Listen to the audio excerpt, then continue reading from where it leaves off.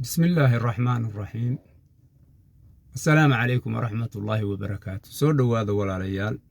magacaygu waa Cabdiraxmaan. ku soo dhawaada YouTube-ka Cabdiraxmaan Nuur. mowduucyo kala duwan ayaan ka hadlaa, marba wixii aniga ra'yigayga aan u arko wanaag baa ku jira. ilaahayna waxaynu ka baryaynaa kuwa waxa ay sheegayaan ilaahay uu uga qoro ajar iyo xasanaad Allah ina ka dhigo. dalkeena iyo dadkeennana Allah inoo hagaajiyo. haddaynu Soomaalinahay walaalayaal, dhibaatooyin badan baa ina ku dhacay. wax badan oo aan caalamku inala qabin baa ina soo maray, welina ina haysta. marka waxaan rabaa inaan ka hadlo maanta mowduucii hadda ka hor aan ka hadlay wuxuu ahaa isbarbardhig aan ku sameeyey dowladdii Maxamed Siyaad Barre iyo dowladihii ka dambeeyey. dowladda Maxamed Siyaad Barre dalkana waa ay dhistay, dekada hadday noqoto, aeroboorro hadday noqoto, ammaanka waddanka hadday noqoto, dowlad magac leh oo dadweynaheedu magac leeyihiin ayaynu ahayn. laakiin waxyaabihii aynu kaga hornimay oo ku diidnay waxay ahayd suuradaha qur'aanka qaar la fasiri mayo buu yiri. yacni shareecaddii islaamka ayuu ka hor yimi caam ahaan. dumarka jalbaabka xirta waddanka kama jirin. yacni dowlad shuuciyada oo nidaam ay iyadu dhisatay ku dhaqmaysa ayay ahayd oo aan diin shaqo ku lahayn. waxa weeye marka waxay ahayd dee dowlad markii la mucaaraday oo laga hor yimi bilowday inay dalka inay macnaha isku dayday inay difaacdo xukunka ay haysato inay difaacato, laakiin waa u suurtageli weyday. dhibaatooyin badan baa dhacay. waxaan rabaa marka dowladdii noocaas ahayd oo aynu ku diidnay oo niri shareecadda islaamka dadka iyo dalka ku maamuli mayso, maxaa ka dambeeyey? dowladihii ka dambeeyey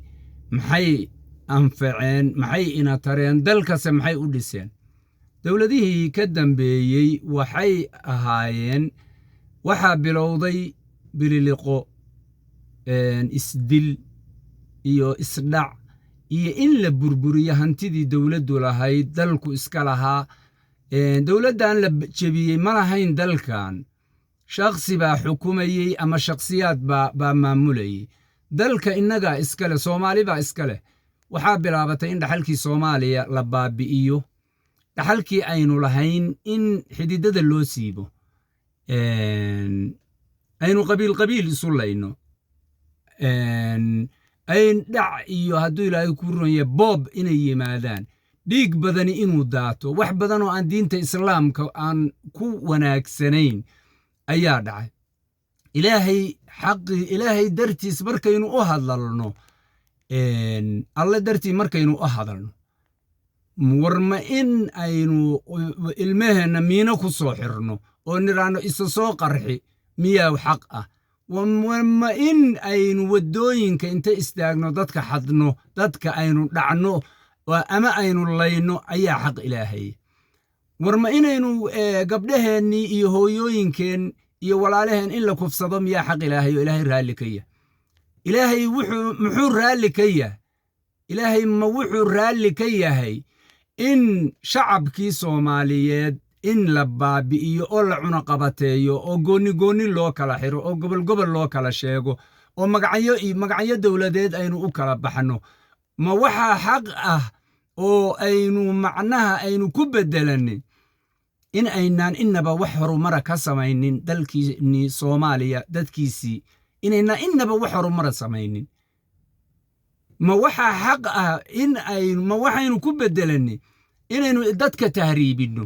ma waxaynu ku beddelanay inaynu dadka dawarsanno gacmaha u dhiganno? ma waxaynu ku beddelanay in ay dowlado shisheeye oo markaa ina ka liitay inay maanta layna ku wiirsado oo la yidhaahdo waa Soomaali? ma waxaynu ku beddelanay magacii Soomaalinimada inaynu baabi'inno oo dhallinyaradii ilmihii aynu dhalnay maanta ay yidhaahdaan laa Soomaali maahay ay yidhaahdaan? kuwa carab ku dhashay, kuwa Yurub ku dhashay, nin walba meeshii uu ku dhashay inuu sheegto. ma waxaynu ku beddelanay in aynan weligeen dal aynu leenahay iyo dowlad aynu leenahay iyo shacab aynu leenahay inuusan horumar gaarin ma waxaynu ku bedelannay inaynu qabiil sii wadno inaynu dalkeennii baabi'inno inaynu dadkeennii aynu iska hor keenno ma waxaynu ku bedelannay maalin walba inaynu nin qabiil ku dooranno ma waxaynu ku bedelannay in maalin walba ay timaado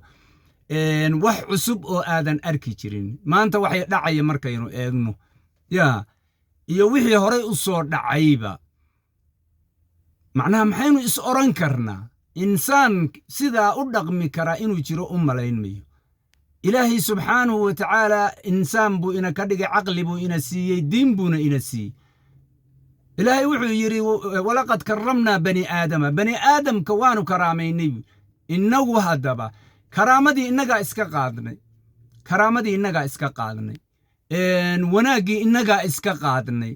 innaga uunbaa cadow isku noqonnay dowlado shisheeyeynu isu soo adeegsanno ilaa yowmana haada ninkii madaxnimo isu taagaba yaa wataa la leeyahay maxaynu ku bedelannay dowladdii shuyuuciyadda ahayd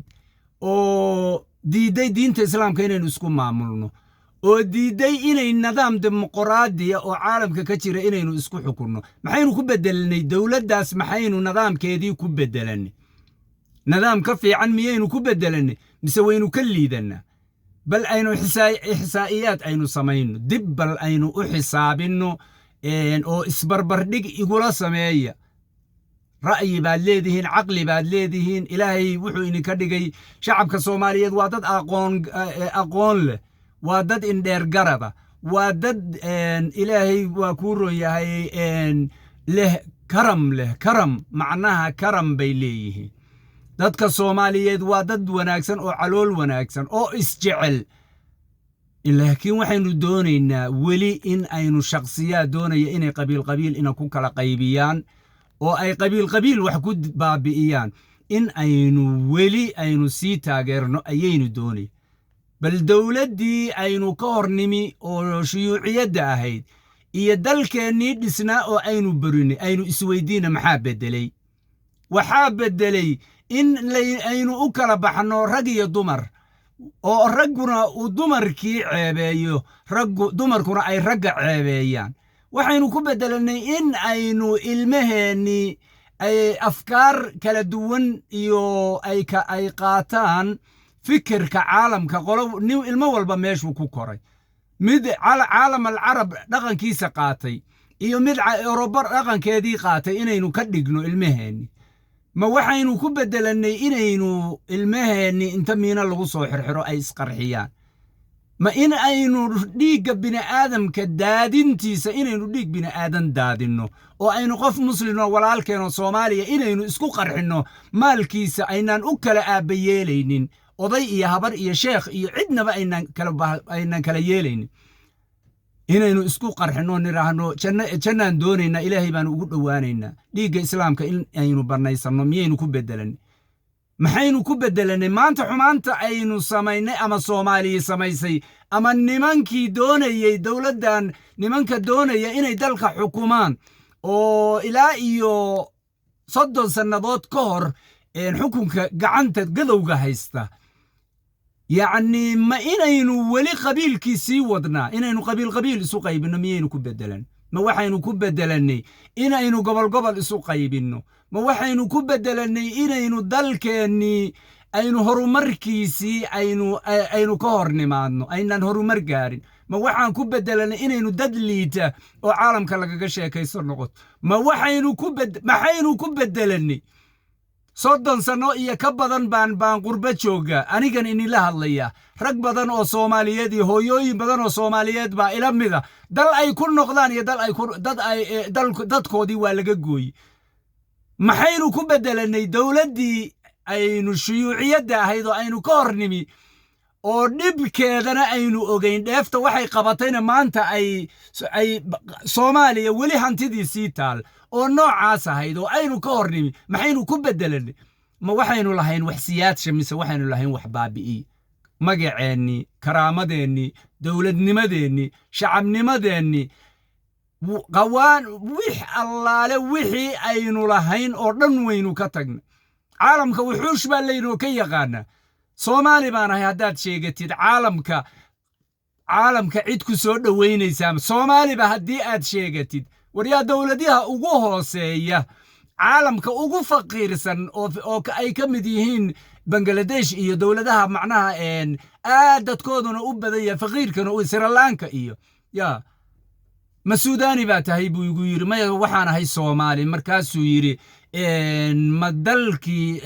weli dagaaladii iyo isdhicii iyo isbirayntii iyo loodwooradii ma ka jiraan waddankiina sida soomaaliya laa ilaaha illallah buu maxaa dhacay waddankiina sidaa ugu gelaysa waryaaya marka war dalkeennii iyo dadkeennii aynu u soo noqonno aynu isdaba qaban aabbayaasha soomaaliyeed iyo hooyooyinka soomaaliyeed oo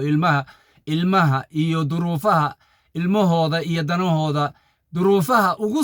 ugu soo sabray ilaahay waxaan leeyahay ajar iyo xasanaad ha ka siiyo oo kuwa qurbo aaday iyo kuwa dalka joogaba waxaan leeyahay ilaahay sabur hayni siiyo aad iyo aad saburku waa wanaagsan yahay asabru muftaax alfaraj weeye waxaan leeyahay dhallinyarada odayaasha shuyuukhda war aynu u istaagno dalkeenna iyo diinteenna aynu gacanta ku qabsanno dowlada shisheeyana aynu iska xorayno aynu u istaagno in aynu midnimo qaran aynu dhisno aynaan ku sifoobin inaynu qaran dumis noqonno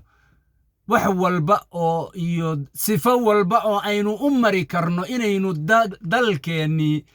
dadkeenna midnimadiisii dibudhiska waddankeenna in aynu wax ka qabanno aynu u istaagno maanta intaan baan ku soo koobayaa waana sii wadi doonaa insha allah asalaamu calaykum waraxmatullaahi wabarakaatu